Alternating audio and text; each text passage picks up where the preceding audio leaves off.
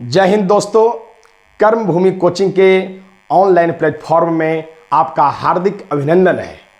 बिहार के वैसे सभी युवा और युवती जो बिहार बोर्ड में 12 में इंटर आर्ट्स की पढ़ाई कर रहे हैं, उन सभी के स्वर्णिम भविष्य के लिए कर्म भूमि कोचिंग की तरफ से आपको दिल की गहराई से बधाई हो।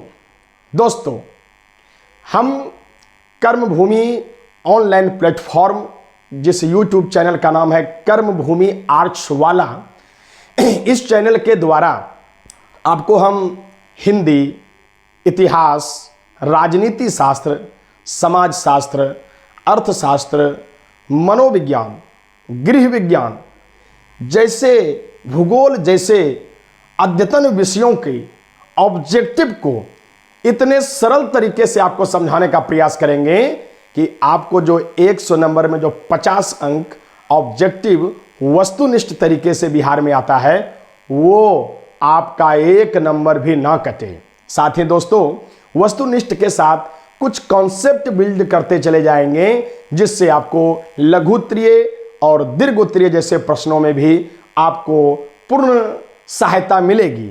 दोस्तों, आज इस ऑनलाइन का पहला वीडियो हम बना रहे हैं, जिसमें कि हिंदी सीरीज शुरू किए हैं और हिंदी में जो गद्य खंड है, जो पद्य खंड है, काव्य खंड और गद्य खंड, दोनों भागों से आपको एक एक चैप्टर का प्रत्येक दिन वीडियो कर्म भूमि आर्ट्स वाले चैनल पर मिलते रहेगा। तो दोस्तों, आप उन्हें देखिए और समझने का प्रयास कीजिए, और जो आपको सही लगे उन्हें कमेंट में भी दीजिए, जो हम देखेंगे उसमें सुधार चलते रहेगा। तो दोस्तों, आप जैसा कि मेरे पीछे थंबनेल देख रहे हैं कि आज Bihar board inter arts second year के अंतर्गत हम सब 1 नंबर अध्याय बातचीत प्रारंभ कर रहे हैं। और आप जानते हैं कि बातचीत के जो लेखक हैं वो हमारे बालकृष्ण भट्ट जी हैं। तो बालकृष्ण भट्ट जी जो हमारे लेखक हैं, उनके विचार और बातचीत के बारे में और क्या कहना चाहते हैं, तो उन सभी पर हम सब जो है चर्चा करेंगे। और उनसे पहले दोस्तों, हम ये कहना चाहते हैं आप सभी बिहार के युवाओं को कि जिस दिन आपने ये सीख लिया कि सीखते कैसे हैं, जिस दिन आपने यह सीख लिया कि सीखते कैसे हैं, तो फिर आप कुछ भी जीत सकते हैं।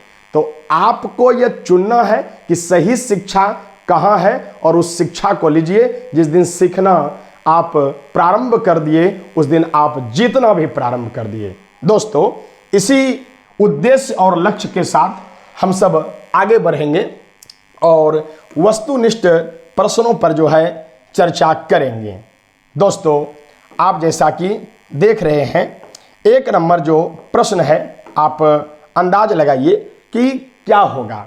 आप देख रहे हैं कि पहला नंबर प्रश्न है कि इनमें बातचीत शीर्षक पाठ के रचनाकार कौन है। इसमें चित्र के द्वारा ही समझ गए होंगे कि बातचीत के रचनाकार कौन है। तो इनका जो सही आंसर होगा वह होगा बालकृष्ण भट्ट। डी नंबर, बालकृष्ण भट्ट महोदय। दोस्तों, ये जो आप बालकृष्ण भट्ट महोदय को देख रहे हैं, इन्होंने 12 में यह एनसीईआरटी के माध्यम से बुक लिस्ट में क्यों दिया गया यह चैप्टर? यह इसलिए दिया गया कि जब आप किशोरावस्था में होते हैं तो आपके लहजे में, आपके जिंदगी के तजुर्बे में बातचीत करने का एक सलीका होना चाहिए, एक तरीका होना चाहिए।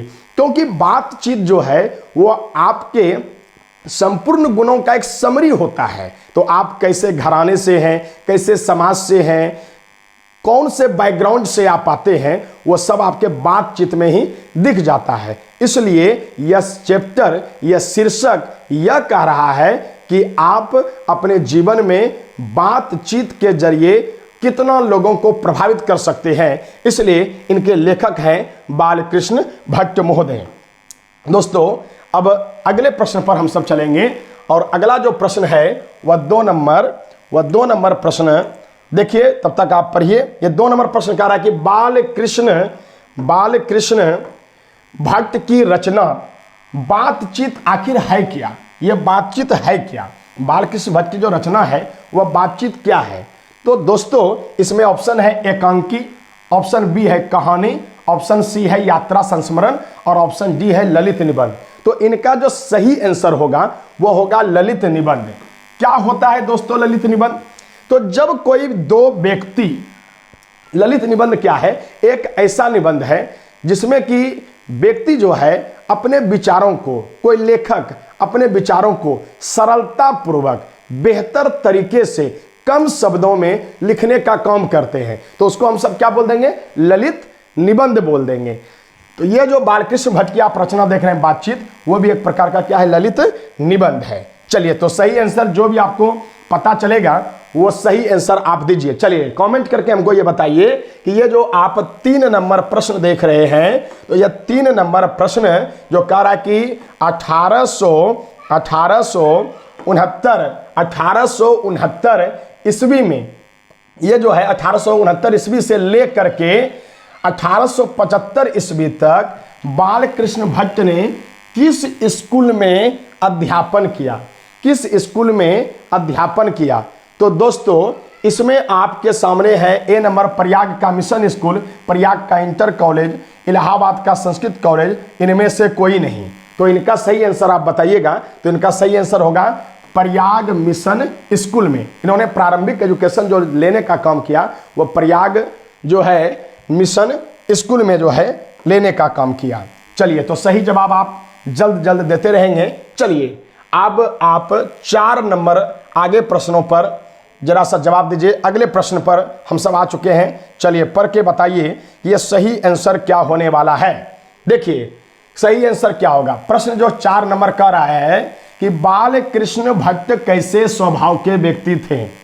तो व्यक्ति बहुत सारे स्वभाव के होते हैं, जो है उग्र होते हैं, दयालु होते हैं, लेकिन जो बालकृष्ण भट्ट जो व्यक्ति हैं वह उग्र स्वभाव के जो है व्यक्ति हैं। उग्र स्वभाव के जो है व्यक्ति हैं। उग्र स्वभाव का मतलब होता है, उग्र स्वभाव का मतलब ही होता है कि थोड़ा सा देख रहे हैं पिक्चर क्वालिटी में, ये देखिए ये जो है रावण का भाई कुंभकर्ण कितना जो है गुस्साया हुआ है, तो ये क्रोधावस्था में दिख रहा है ना, तो इसी को हम सब क्या बोलते हैं? उग्र स्वभाव का व्यक्ति। तो यह उग्र स्वभाव के जो है व्यक्ति थे। चलिए अगले प्रश्न पर हम सब चर्चा करेंगे। अगले प्रश्न पर चर्चा करेंगे कि इनमें कौन सी रचना बालकृष्ण भट्ट की नहीं है। इनमें कौन सी रचना जो है वह बालकृष्ण भट्ट की नहीं है। तो दोस्तों आपको बताना है कि कौन सी रचना जो है बालकृष्ण भट्ट की नहीं है। पद्मावती है, मेघनाथ है, रोज है, बाल विवाह है। तो एक पद्मावत, देखिए पद्मावती और पद्मावत में बच्चा कंफ्यूजन करेगा। पद्मावत मलिक मोहम्मद जैसी का, ये पद्मावती है, मेघनाथ वध है, बाल विवाह है, इनकी रचना है। लेकिन आप ये जानते हैं कि ये जो रोज है वह एक अलग चैप्टर है, जिसमें कि आप देखते हैं कि रोज में मालती जो है एक महिला, एक लड़की जिसका विवाह होने के बाद जो जिंदगी उनका किस तरह हो जाता है, उन्हीं का जो है इसमें चर्चा किया गया है। तो इन्हीं प्रश्नों को आप जवाब देंगे और अगले प्रश्नों पर हम सब चर्चा करेंगे। चलिए अगला प्रश्न है। अगला प्रश्न सही जवाब आप दीजिएगा कि बालकृष्ण भट्ट का जन्म हुआ था। चलिए ईस्वी इनको बताना है, तारीख समेत कमेंट करके जो है आप बताइए। इसका ईस्वी जो है आपको बताना है कि सही ईस्वी इनका क्या होगा। तो सही ईस्वी जो है वह 22 मार्च होगा कि 23 जून होगा, या फिर 18 जून होगा कि 20 जुलाई होगा। तो दोस्तों इनका जो सही आंसर होगा वह क्या होगा? 23 जून। क्या होगा? 23 जून। 23 जून 1844 ईस्वी को इनका जो है जन्म हुआ था। और इससे संबंधित और भी बातों को, कहानियों को सुनाते चलेंगे। चूंकि यह ऑब्जेक्टिव का सेशन है तो आपको ऑब्जेक्टिव संबंधित जो है प्रश्न जो है लगातार हम बता रहे हैं। दोस्तों इसमें अब अगला प्रश्न है कि ये जो आचार्य है, आप पिक्चर देख करके जो है बताइए, ये जो आचार्य हैं रामचंद्र शुक्ल, आचार्य रामचंद्र शुक्ल ने, ये आप पिक्चर देख रहे हैं, ये है आचार्य रामचंद्र शुक्ल। तो आचार्य रामचंद्र शुक्ल ने बालकृष्ण भट्ट को क्या कहा? बालकृष्ण भट्ट को क्या कहा? तो आचार्य रामचंद्र शुक्ल ने बातचीत के लेखक बालकृष्ण भट्ट को एक अलग उपाधि दिया है। देखिए आप जब कुछ अच्छे काम करते हैं तो किसी से आपका तुलनात्मक अध्ययन होता है कि तुम सचिन जैसे बेस्टमैन हो, तो ये जो एक तुलना होता है वो एक विशेष व्यक्ति जो कि ज्ञानी व्यक्ति है वो कर सकता है। तो इसीलिए जो है ये हिंदी साहित्य के जो है एक विशेष व्यक्ति से इनका तुलना जो है किया गया। एक तुलसी और कबीर जैसे महान महान व्यक्ति से इनका तुलना किया गया। इस चैप्टर में अंग्रेजी साहित्य का एडिशन और स्टील का भी वर्णन है, लेकिन इसमें जो है तुलसी और कबीर जैसे व्यक्तित्व से जो है इसको जो है जोड़ने का काम किया गया है। तो अच्छे काम करने के बाद जो है कुछ अच्छी ही बातें होती हैं। अब ये बताना है कि उचित दक्षिणा क्या है। ये बालकृष्ण भट्ट की जो रचना है उचित दक्षिणा, ये है आखिर क्या, आपको ये बताना है कि उचित दक्षिणा क्या है। तो आप देखिए हिंदी साहित्य में बहुत सारी विधाएं होती है, जैसे कुछ कहानी हो जाता है, मान के चलिए कि दूसरा जो है नाटक भी हो जाता है, उपन्यास भी हो जाता है। ये लिखने का और उसकी रचना पर निर्भर करता है कि कभी आखिर लिख क्या रहा है। तो इनमें जो सही आंसर होगा आपको बताना है। तो यह बालकृष्ण भट्ट का जो है एक उपन्यास है, बालकृष्ण भट्ट का एक उपन्यास है। उचित दक्षिणा क्या है, तो बालकृष्ण भट्ट का एक उपन्यास है। चलिए तो अगले प्रश्न पर हम सब जो है चलेंगे।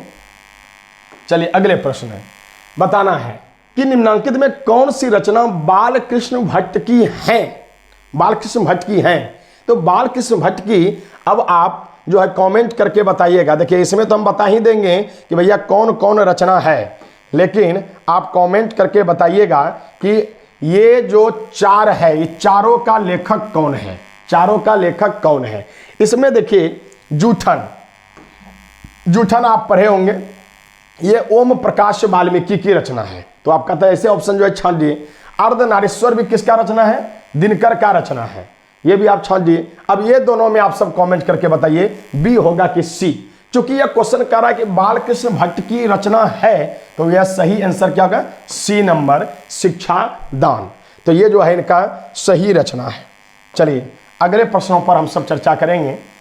अगला प्रश्न है कि बातचीत में किसको नाज नखरा जाहिर करने का कोई मौका नहीं दिया जाता है। यह क्वेश्चन देखिए पूछा भी गया है। तो आपको यह बताना है कि नाज नखरा जाहिर करने का मौका जो है किनको जो है यह नहीं दिया जाता है। तो देखिए ये बातचीत में जब आप बातचीत करते हैं तो नाज नखरा जो होता है, रुसना मनाना प्रेम, ये सब जो होता है वह जो है दो, यहाँ एक ऑप्शन है श्रोताओं को, वक्ताओं को, योद्धाओं को, नेताओं को। तो जाहिर करने का मौका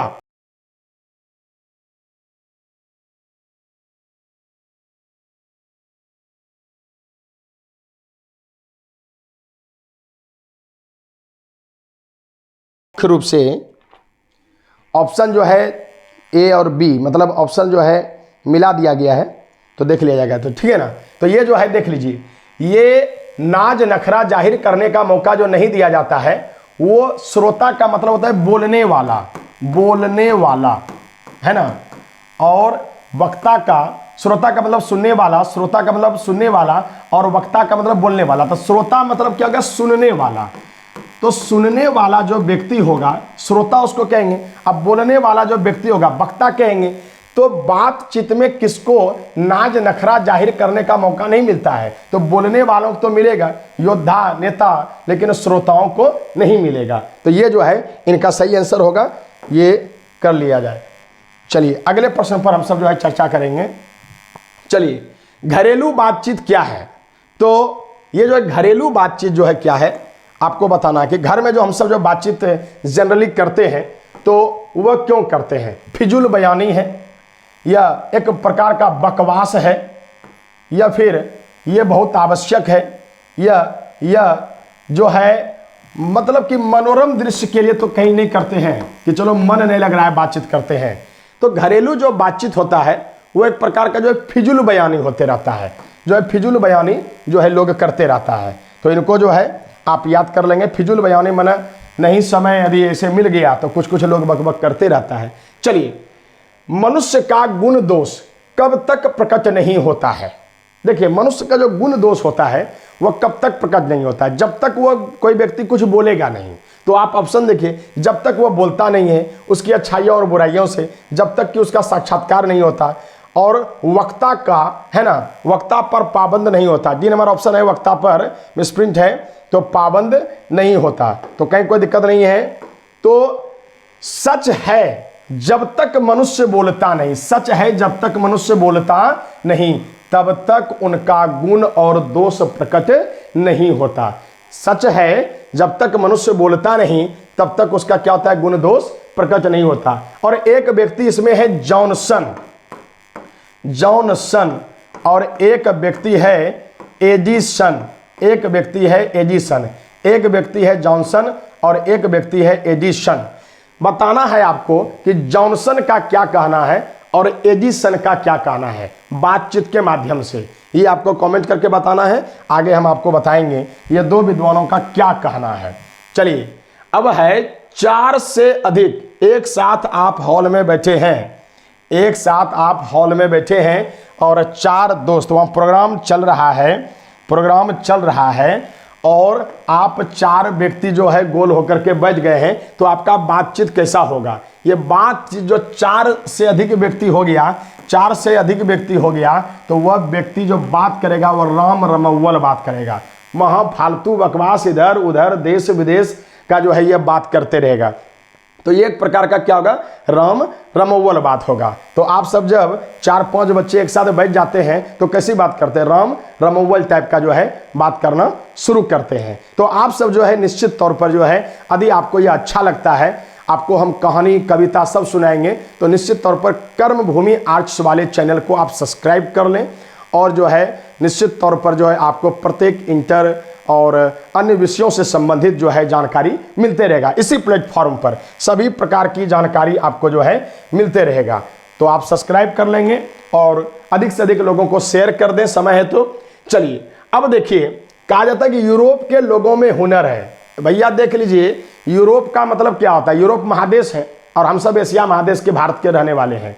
तो एक यूरोप के बालकृष्ण भट्ट का यह विचार है कि यूरोप के लोगों में ना बातचीत करने की शैली शानदार होती है, झकास होती है। तो कहने का मतलब, ये जो क्वेश्चन आपको कह रहा है तो इसका सही आंसर तो आप सोच ही लिए होंगे कि यूरोप के लोगों में हुनर किस चीज का होता है। तो यूरोप के लोगों में जो ज्यादा हुनर होता है वह बात करने का होता है, जिसको हम कहते हैं art of conversation, art of conversation, art of conversation. इसी को आर्ट ऑफ कन्वर्सेशन को कहते हैं बातचीत करने की कला, बातचीत करने की कला। तो बातचीत करने की कला यूरोप के लोगों में अधिक माना जाता है। लेकिन मान लीजिए कि यह केवल यूरोप के ही लोगों में अधिक नहीं माना जाता है, बल्कि जो है ना, यूरोप के ही लोगों में अधिक नहीं माना जाता है, बल्कि अपने यहाँ कोई अध्यापक है, कोई प्रवचन करने वाला है, कोई वकील है या कोई और बेस्ट ऐसा कोई कलाकार है, फिल्म अभिनेता है, तो वह जो है क्या करता है, शानदार बातचीत करता है। तो ऐसा नहीं कि खाली यूरोपीय के लोग में आर्ट ऑफ कन्वर्सेशन होता है, अपने जो है लोगों में भी होता है। तो ये जो है आप समझ गए होंगे कि आर्ट ऑफ कन्वर्सेशन क्या है, बातचीत करने की एक कला है। चलिए अगले प्रश्नों पर बात कर लेते हैं कि एडिसन के अनुसार असली बातचीत कितने व्यक्ति में होता है। अभी आपको हम पूछे थे कि बताना है कि एडिसन, कौन एडिसन, आप देखिए पिक्चर में देखते होंगे, यह एडिसन महोदय पिक्चर में देखते होंगे। तो ये जो आप देख रहे हैं ये बल्ब के आविष्कारक हैं। तो समझिए कि बल्ब के आविष्कारक हैं ये जो महोदय हैं, इन्होंने एक साइकोलॉजिस्ट, एक मनोवैज्ञानिक के रूप में कहा है कि 2 व्यक्ति के बीच, कितने व्यक्ति के बीच, तो 2 व्यक्ति के बीच असली बातचीत होता है, दिल खोल करके बातचीत होता है। पार्क में आप 2 बैठे हुए हैं और कोई लोग जो है का जान पहचान का मिल गया, तो 2 व्यक्ति जो बैठ करके बातचीत कर रहे हैं तो वही करते रहेगा। 2 व्यक्ति आप बात कर रहे हैं, आगे में चाचा आ गया तो तुरंत आप जो है बात बदल दीजिएगा कि अरे रे ट्रेन चाचा लेट था, इसीलिए जो है ना हम क्या कर रहे हैं कि हम पार्क में बैठे हुए हैं। अच्छा, गांव देहात में क्या देखिएगा कि 2 व्यक्ति 3 व्यक्ति एक जगह जो है 2 व्यक्ति बैठा हुआ है, तो दिल खोल करके बातचीत कर रहा है, ये उसका शिकायत वो उसका शिकायत, और जैसे वहां तीसरा व्यक्ति प्रवेश कर गया तो बातचीत की धारा और दिशा बदल जाती है। वह बात करने लगेगा, आज का मौसम बड़ा खराब है, अच्छा उसके घर में बकरी 2 बच्चा दी है।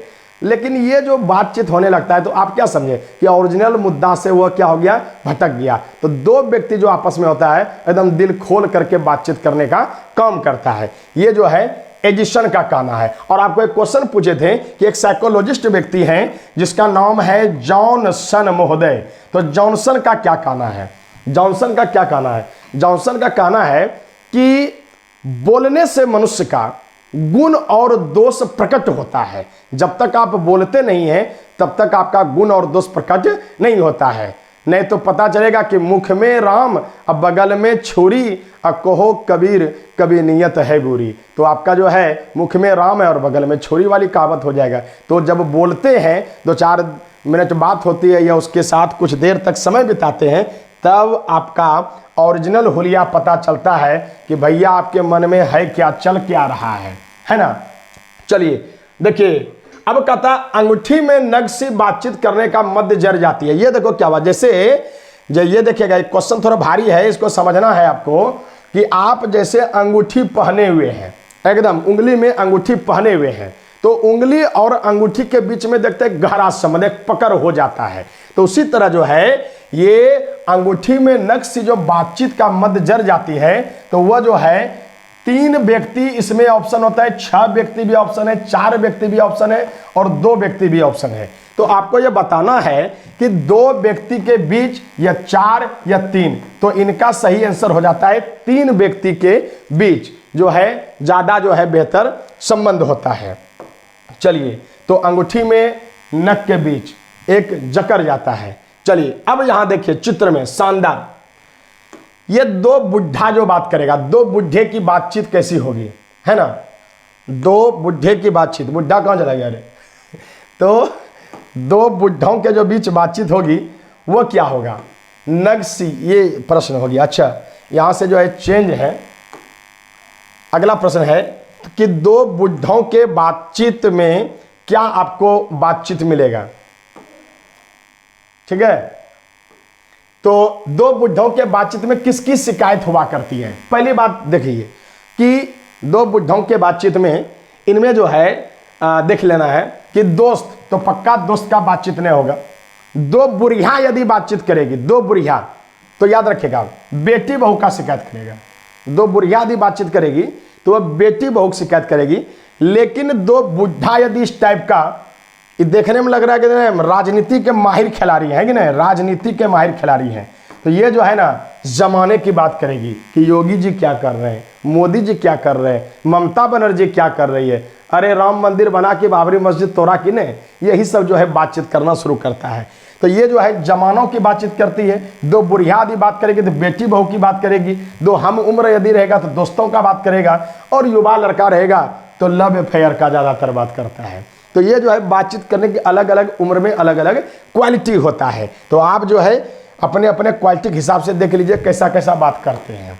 तो अब हम सब बात करते हैं आगे। आपको देखिए ये बात हम बता चुके हैं, ये बात हम क्या बता चुके हैं कि art of conversation, art of conversation. देखिए ये आपको क्या लगता है, अपने भारत का तो नहीं लग रहा है। तो ये सब जो है ना, ये क्या है, ये यूरोप के लोग हैं, यूरोप के लोग हैं। और ये जो यूरोप के लोग हैं, कहा जाता है बालकृष्ण भट्ट के द्वारा कि आर्ट ऑफ कन्वर्सेशन जो है वह ज्यादातर यूरोप के लोगों में पाया जाता है। और आर्ट ऑफ कन्वर्सेशन का मतलब क्या होता है, बातचीत करने की कला। तो ये आर्ट ऑफ कन्वर्सेशन बातचीत करने की कला होता है। तो आप इनको याद करते रहेंगे। चलिए अगले प्रश्न के बारे में आपको जो है बताना है कि हमारे देश में अशिक्षित लोगों में क्या होती है। तो 4-5 गो बैठ गया है गांव का मदमस्त व्यक्ति बैठ गया है लुंगी पहन करके, और अब जो है वह व्यक्ति बातचीत करने के लिए बैठा हुआ है। तो ये जो व्यक्ति अशिक्षित है, मतलब पढ़े लिखे नहीं है, तो पढ़ा लिखा नहीं तो ऐसा नहीं कि बुद्धि विवेक नहीं है, सब बुद्धि विवेक उनके पास है। तो ये सब जो है क्या करेगा, लोगों में क्या होता है, मारपीट तो जल्दी नहीं करेगा क्योंकि दोस्त मुहिम है, बातचीत तो सभ्य करता है, संलाप तो बिल्कुल नहीं करेगा। तो 4 गो हेठ मुरिया बज गया कि खुट्टा ऐजे गारब, मतलब फालतू का बदकही करेगा, इधर उधर का बात करेगा, बदकही करेगा। तो ये जो है ना वो शिक्षित लोग जो होता है ना, यह बदकही ज्यादा करता है, यहाँ वहाँ का उल्टा पुल्टा उलूल जुलूल बात एकदम खूब ज़्यादा करेगा। तो ये जो है आप गांव में देखते होंगे कि कोई उसका तुक नहीं है, कोई मेल नहीं है, कोई नियम का बात नहीं है, लेकिन हुट्ठी की तरह जो है बोलना चालू कर दिया है। तो इसलिए इसको बोलता है कि खुट्टा ऐजे गारब। तो खुट्टा जो ऐजे गारब, तो ये जो है यूरोप के लोगों में नहीं होता है, लेकिन अपने भारत में यदि वो शिक्षित कुछ लोग हैं तो वह जो है उसमें इस तरह का जो है बातचीत होता है। चलिए आगे हम बात करेंगे कि ये देखिए, ये जो है आपको बताना कि अपने आप, है ना, अपने आप ये कैसा बात होता है। ये देखिएगा कि अपने आप बात कर लिया, मतलब अपने आप से बात करना क्या होता है। अपने आप से तुम यदि बात करते हो, यदि तुम्हारे अंदर में यह हुनर हो गया है। क्या हुनर हो गया बच्चे? हुनर ये हो गया कि कोई व्यक्ति जब बहुत कुछ विद्वान व्यक्ति हो जाता है, गुणी व्यक्ति हो जाता है, ज्ञानी व्यक्ति हो जाता है, तो अपने आप से बातचीत करता है, अपने आत्मा से, अपने दिमाग से, कि नहीं हमको सही डिसीजन लेना क्या है। तो जब ये लोग सोचने लगते हैं तो अपने आप से बातचीत जो किया जाता है वह सबसे उत्तम तरीका है। वह बातचीत करने का क्या है? सबसे उत्तम तरीका, सबसे बेस्ट तरीका है अपने आप से आत्मालाप करना, अपने आप से बात करना। तो इसको कहा जाता है सबसे उत्तम तरीका। चलिए अगले प्रश्नों पर हमसे बात कर लेते हैं। चलिए अगला प्रश्न है, हमारी भीतरी मनोवृत्ति किस संसार का बड़ा भारी आईना है। तो हमारी भीतरी जो मनोवृत्ति है वह किस संसार का सबसे जो है सबसे बड़ा भारी आईना है। देखो, जिस जैसे तुम इस संसार को देख रहे हो, तुम्हारा नजरिया क्या है, तुम सोचते क्या हो, तुम समझते क्या हो, ये तुम जैसा सोचते हो वैसा जमाना तुम्हारे लिए बन जाता है। तो ये जो है ना, ये इसका सही answer A B C D. तो आपका सही आंसर डायरेक्ट हम बता दें, ये प्रपंचात्मक जो है संसार, मतलब एक प्रपंचा फैला हुआ है जो तुमको रंग बदलती हुई दुनिया दिखेगी। रंग बदलती दुनिया आपको दिखाई देगी। तो रंग बदलती दुनिया जो आपको दिखाई देगी वो एक प्रपंच से, छल प्रपंच से भरा हुआ यह सृष्टि आपको नजर में आएगा। तो आपका जो मनोवृत्ति है, आपका जो अंदर का वृत्ति है, वह संसार का एक बड़ा भारी आईना है, क्योंकि संसार में आपको छल प्रपंच गुण दोष दंड सब कुछ जो है मिलने लगता है। चलिए और अब कुछ ही आपका जो है बचा हुआ है। तो आप देखिए, ये बिहार बोर्ड में आने वाला प्रश्न है, एकदम इनसे बाहर एक भी प्रश्न नहीं होगा। तो इसलिए आपको पढ़ना है और दोस्तों के साथ शेयर भी करना है और सब्सक्राइब भी अपने को तो करना है, औरों को जो है सब्सक्राइब का जो है सूचना देना है दिल से, क्योंकि आपको हम दिल से पढ़ा रहे हैं। चलिए तो अब हम जो है आगे बात कर लेते हैं। किस और कुछ प्रश्न बचे हुए हैं कि हमारी भीतरी मनोवृत्ति, ये तो प्रश्न हो गया हमारी भीतरी मनोवृत्ति, अपने आप से बातचीत करना, ये सारे प्रश्न हो गए हैं। चलिए तो अब आगे हम सब चलते हैं अगले प्रश्न पर। अगला प्रश्न क्या कर रहा है देख लो जी। किसको, अब कुछ ही प्रश्न बचे हुए हैं, सभी शानदार तरीके से देखेंगे, रिवाइज करेंगे, क्योंकि इनसे बाहर प्रश्न नहीं आएगा। देखो, किसका प्रेम लाप कभी 16वीं कला तक नहीं पहुंच सकी? मित्रों का, युवतियों का, युवाओं का, इनमें से सभी। तो प्रेम का बात का जो 16 गुण होता है वो अचानक आपके अंदर आने वाला नहीं है। तो ये जो है ये इन सभी का जो है, इन सभी का प्रेम लाभ 16वीं कला तक बिल्कुल अभी नहीं पहुंचती है। जब वो और उम्रदराज होते हैं तब वो जो है 16वीं कला तक जो है पहुंचती है। तो 16 गुण बाबू आने में बड़ा समय लगेगा, 16 संस्कार आने में बड़ा समय लगेगा, लेकिन तब तक लगे रहो। अपनी प्रश्न को पढ़िए, तब तक प्रश्न को पढ़िए क्या कह रहा है। प्रश्न को पढ़िए कि प्रश्न कह रहा है कि अपनी मनोवृत्ति स्थिर कर, अपनी मनोवृत्ति स्थिर कर, अवाक हो, अपने मन के साथ बातचीत करना क्या कहलाता है। तो देख लीजिए, ओहो भाग्य, जब अपने मनोवृत्ति से अवाक होकर के बेहतर तरीके से बातचीत कीजिएगा तो वही बातचीत करने की सबसे उत्तम कला है। तो ओहो भाग्य है, यह बातचीत सबसे सुंदर है जो व्यक्ति आत्म निर्णय लेने लगा कि हम अपने जीवन में आखिर क्या करें वह आत्मनिर्णय लेने लगा, तो समझिए आपको बातचीत करने का शानदार तरीका जो है आ गया है। तो आप भी सही डिसीजन सही समय पर लेंगे। अगला प्रश्न है, अवाक रहकर बातचीत करने का साधन यावत साधन है कैसा? तो यह मूल साधन है। यह जो क्या है? मूल साधन है। तो इनका सही आंसर हो गया। और कुछ प्रश्न बचे हुए हैं। चलिए अगला प्रश्न, शक्ति परम पूज्य मंदिर के साथ है किसके लिए? परमार्थ के लिए। परमार्थ का मतलब क्या होता है कि हमको जीवन में अंतिम, परमार्थ का मतलब होता है कि मोक्ष की प्राप्ति। तो शक्ति परम पूज्य मंदिर के साथ जो होता है वह इंसान के लिए परमार्थ के लिए जो है होता है। चलिए अगले प्रश्न पर हम सब जो है बात करेंगे कि बाल कृष्ण का जो है निधन कब हुआ? तो बाल कृष्ण का निधन जो है आपको बताना है कि बाल कृष्ण भट्ट का निधन कब हुआ। कमेंट करके आप बताइए कि बाल कृष्ण भट्ट का निधन कब हुआ। तो बालकृष्ण भट्ट का निधन कब हुआ आपको जो है बताए थे कि कमेंट करके बताइए कि बालकृष्ण भट्ट का निधन कब हुआ। क्या 4 ऑप्शन में आप सही आंसर ढूंढ पाए हैं? चलिए आपके पास 4 ऑप्शन है।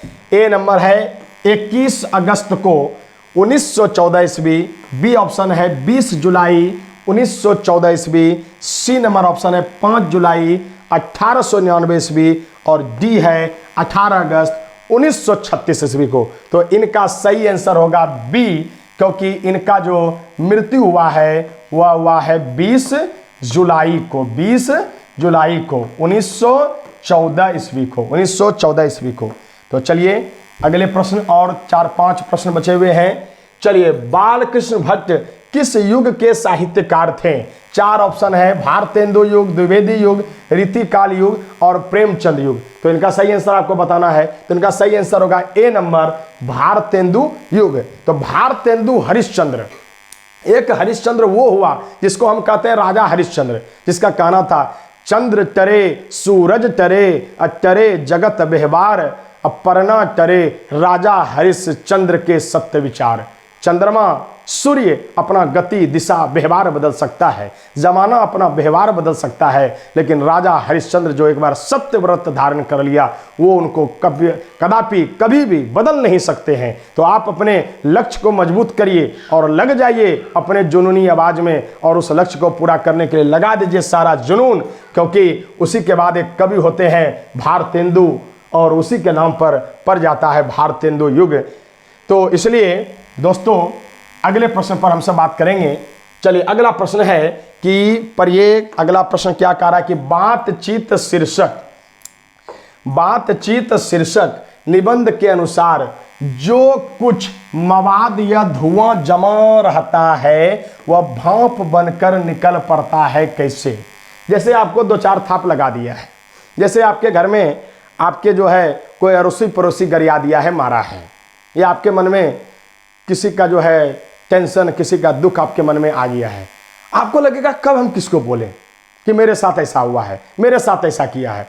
तो कहने के लिए जब तक आप बोलिएगा नहीं तो आपके जो है जीवन में वो बात लगेगा माथा एकदम भारी, टेंशन, क्रोध से भर जाएगा। और जैसे वह लोगों में आप बोलने लगते हैं तो आपका जो है धीरे धीरे मन हल्का होने लगता है। तो बातचीत केवल यही नहीं है कि हमको बातचीत करना है, कोई कसरत नहीं है। बातचीत एक मन की वृत्ति है जो लोगों को स्पष्ट करने से आपका दिल दिमाग खुश रहता है, हंसने बोलने से। चलिए तो अब अगले प्रश्न पर हम सब जो है चर्चा करेंगे। चलिए अगला प्रश्न है कि वाद विवाद संवाद क्या है। देखिए ये जो बातचीत चैप्टर है ये इसी से जो है लिया गया, वाद विवाद संवाद से चैप्टर। तो वाद विवाद संवाद क्या है? यह बालकृष्ण भट्ट का एक आलोचनात्मक निबंध की पुस्तक है, आलोचनात्मक निबंध की पुस्तक, उसी से यह वाद विवाद संवाद जो है ये जो है लिया गया है। अगला प्रश्न है बालकृष्ण भट्ट के पिता पेशे से क्या थे? तो पेशे से वो एक व्यापारी थे और उस क्षेत्र में जो है बड़े चर्चित व्यापारी हुआ करते थे। तो ये जो है व्यापारी, बालकृष्ण भट्ट के पिता एक व्यापारी थे। चलिए ठीक है ना। हाँ तो ये लास्ट क्वेश्चन है, तो कोई दिक्कत नहीं है, अब लास्ट टेस्ट को ले ही लेते हैं, उसके बाद जो बोलना होगा लास्ट में बोल के खत्म करना है ना।